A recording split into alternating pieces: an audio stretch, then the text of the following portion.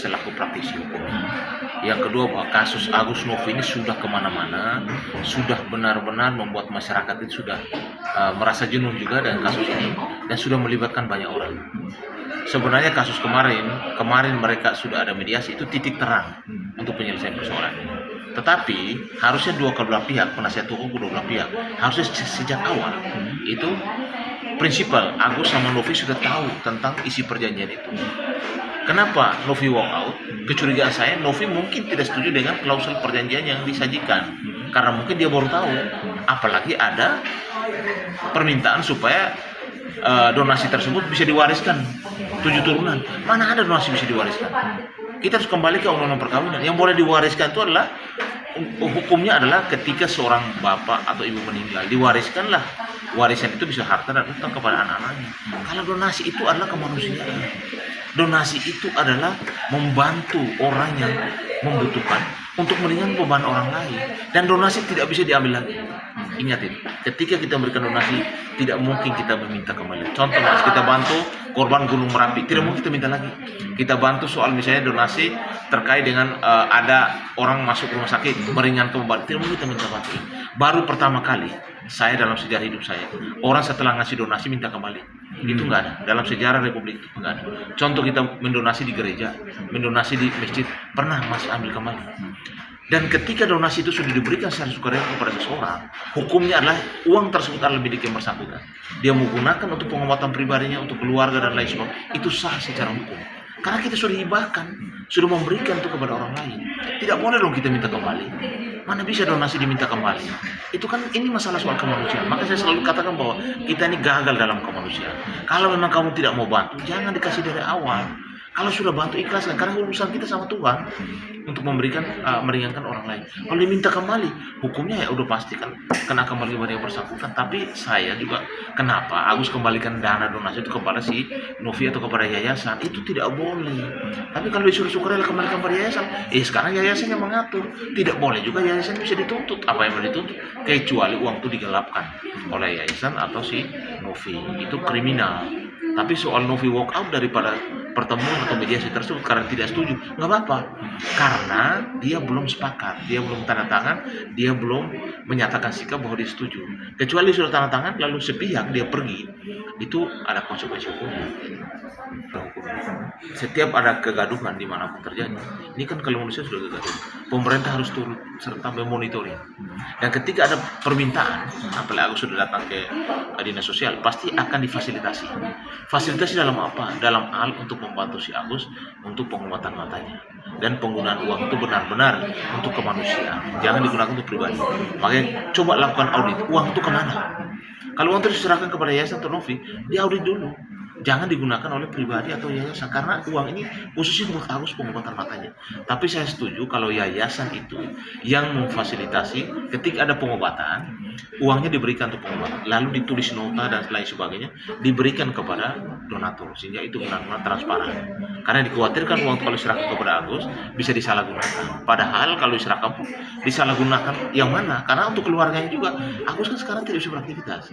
Lalu untuk membantu keluarganya juga, saya rasa dari donasi ini juga bisa membantu anaknya sekolah, mungkin beli beras, beli bensin, itu tidak ada masalah. Gitu. Tidak ada perjanjian di situ, kecuali perjanjian hanya untuk pengobatan matamu dan harus ada nota yang harus diberikan kepada kami donatur.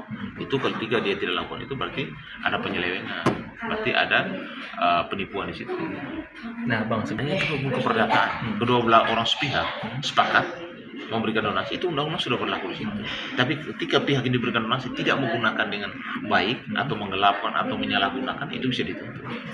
Tapi kalau soal regulasi ini kan privat ini. Saya memberikan bantuan untuk meringankan seseorang, itu tidak perlu juga harus diikat dengan undang-undang atau dinas sosial. Tapi kalau saya pribadi bantu boleh saja, itu namanya hibah, itu boleh selama apa yang kita berikan itu bisa meringankan orang lain dan yang kita dapatkan berkah.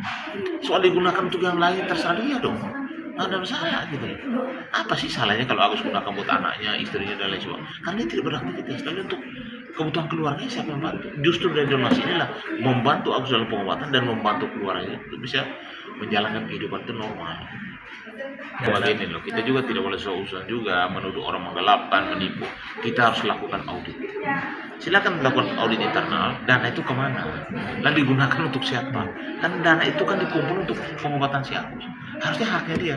Yang saya heran kenapa Agus itu kembalikan ke yayasan itu loh. Itu salahnya si Agus. Tidak boleh karena uang itu di kamu dan tidak ada yang bisa menuntut kamu.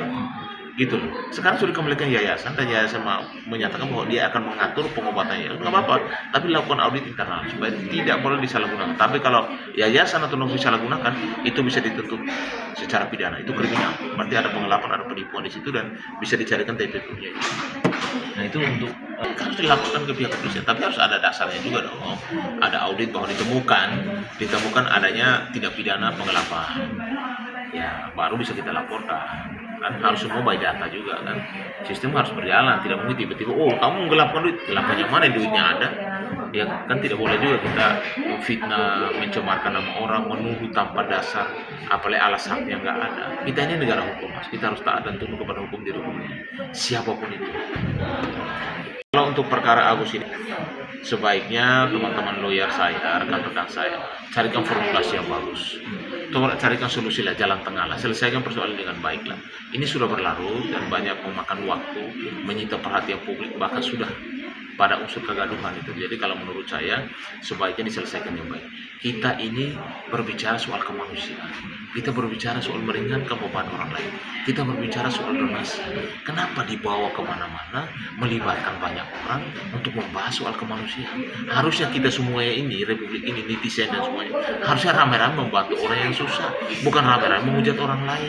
Kita berpikir harus secara objektif, tidak boleh subjektif. Menyerang privasi orang, ya, apalagi orang yang dalam keadaan susah, harus diringankan, malah justru dibebankan lagi dan serangan-serangan netizen. Ini juga tidak benar. Kita ini harus punya adat, ya, kita punya etika dalam kehidupan ini. Siapapun di negara ini yang membutuhkan bantuan, itu tugas kita secara kemanusiaan, mendonasi sebagian kemampuan kita untuk kepada yang bersangkutan, meringankan mereka, tapi tidak untuk diperdebatkan, tidak untuk mencari popularitas. Ini bukan di situ tempatnya, gitu. Saya sangat sayangkan ini kasus sangat berlarut-larut dan menyita perhatian publik, bahkan sudah ke arah kegaduhan. Ayo stop masalah ini, ayo tetap kita punya hati untuk membantu orang lain. Dan ingat, ketika kamu mengeluarkan sedekah untuk membantu orang lain, jangan pernah minta kembali. Itu pesan saya.